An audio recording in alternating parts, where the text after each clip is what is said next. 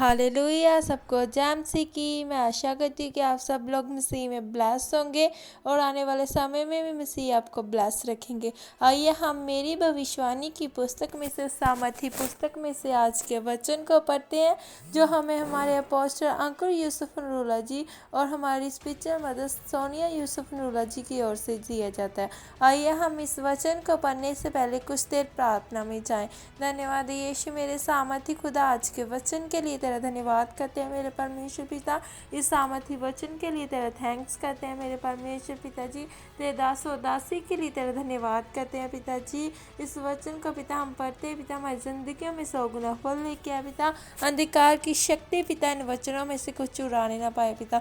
जिन जिन लोगों तक तेरा ये वचन चाहे पिता, उनके घराने ब्लेस हो, उनकी जिंदगियां ब्लेस हो मेरे सामर्थी खुदा। एक एक चीज़ पिता इस वचन के जरिए उनकी ब्लेस होने पाए मेरे सामर्थी खुदा। पिता इस वचन के जरिए पिता वो सेम वापस ना जाए मेरे सामर्थी खुदा। उनकी जिंदगियां सेम ना रहे मेरे सामर्थी खुदा। तेरा धन्यवाद करते हैं पिताजी। इस वचन को सुनते और पढ़ते पिता, उनकी जिंदगियों में बिगेस्ट टेस्टिमनी आए मेरे परमेश्वर पिता। क्योंकि तेरा वचन कहते तो अपने वचन को बेच कर अपने लोगों को छुड़ाता है मेरे परमेश्वर। इस वचन को बेचकर पिता तूने अपने लोगों को छुड़ाया है पिता। जिन जिन लोगों तक पिता तेरा ये वचन जाए पिता, हर मुसीबत से, हर बीमारी से, हर संकट से पिता, हर सुविधा से पिता वो छूटने पाए इन जीसस ने मेरे सामर्थी खुदा। आगे के समय को तेरे हाथ में सौंपते हैं, दुआ मांगते हैं यीशु नासरी के नाम से पिता, आमीन। आज का वचन, अपने मन की रक्षा करे, सबसे अधिक अपने मन की रक्षा कर, क्योंकि जीवन का मूल स्रोत वही है।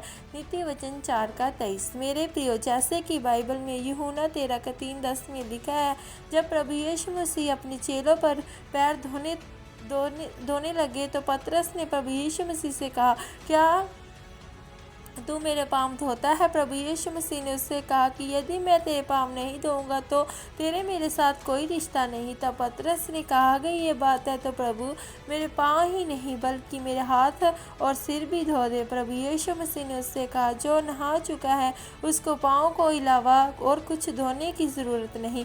प्रभु यीशु मसीह इस तरह से एक खास संदेश दे रहे थे कि जो कोई बपतिस्मा ले चुका है, अब उसको अपने पाँव को धोने की ज़रूरत नहीं है, बल्कि अपनी चाल को, अपने जीवन को शुद्ध करने की ज़रूरत है। प्रभु यीशु मसीह ने कहा, अगर आप अपनी चाल को शुद्ध कर लेंगे तो इसका मतलब आप शुद्ध हो चुके हैं, पवित्र हो चुके हैं। यशायाह 6:3 में लिखा है कि यहोवा पवित्र परमेश्वर का, सेनाओं का यहोवा पवित्र है।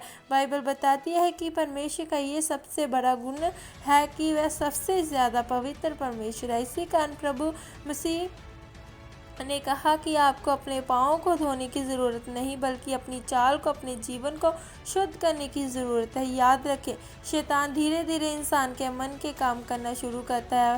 वह इंसान के मन में गलत विचार पैदा करता है। इसी तरह नीति वचन 4:23 में लिखा है कि सबसे अधिक अपने मन की रक्षा कर, क्योंकि जीवन का मूल स्रोत वही है। अब अपनी ये बात समझनी है कि शैतान का लड़ने का स्थान आकाश नहीं, बल्कि आपका दिल और आपका मन है, जिससे वह अपने बुरे विचारों से, अपने तीरों से आपके ऊपर वार करता है कि आप बुरे विचारों में फंसे रहें, और फिर वह देखता है कि आप उसके बुरे विचारों को लेकर क्या करते हैं, कौन सा कदम उठाते हैं। शैतान की बुरी सोच आने के बाद आप अपनी ज़िंदगी में क्या करते हैं।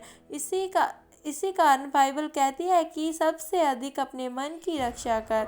उसने ये नहीं कहा कि अपने कारोबार या अपने परिवार की रक्षा कर, बल्कि उसने कहा कि अपने मन की रक्षा कर, क्योंकि उसी मन के ऊपर शैतान अपने बुरे विचारों के वार करता है। शैतान इंसान को गिराने के लिए धीरे धीरे अपनी चीज़ें उसके सामने करता है, कि वो इंसान के मन में डालता है कि तू ऐसा काम कर ले, ये पाप नहीं है। थोड़ा सा नशा करना पाप नहीं है, थोड़ी सी चोरी पाप नहीं है, थोड़ी सी दोस्ती पाप नहीं है। वो धीरे धीरे हर दिन अपने बुरे विचारों से आपके मन को धोखा देकर आपको पाप में लेकर जाने की कोशिश करता है।